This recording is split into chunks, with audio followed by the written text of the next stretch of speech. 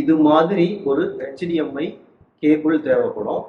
ரெண்டு சைடுமே பார்த்தீங்கன்னா HDMI போர்ட்டு தான் இருக்கும். இதோட ஒரு எண்டை நான் என் கேமராவில் இருக்கக்கூடிய HDMI போர்ட்டில், ஏன்னா A74 பாடியில் வந்துட்டு ஃபுல் HDMI போர்ட்டு தான் கொடுத்துருக்குறாங்க இல்லையா? ஸோ நமக்கு எந்த ஒரு கன்வெர்ட்டரும் தேவையில்லை, டைரெக்டாக இந்த கேபிளை அப்படியே கனெக்ட் பண்ணிக்கலாம். நான் என்னோட HDMI கேபிளை ஒரு எண்டை கேமராலையும் இன்னொரு எண்டை மானிட்டர்லையும் கனெக்ட் பண்ணிட்டேன். ஆன் பண்ணியாச்சு. கேமராவில் டிஸ்பிளே வந்துருச்சு, பட் அங்கே இன்னும் வரல. இப்போ அங்கே வர வைக்கிறதுக்கு என்ன பண்ணலாம் அப்படின்னா, கம்ப்யூட்டரோட கனெக்ட் பண்ணி வச்சுருக்கோம். இதை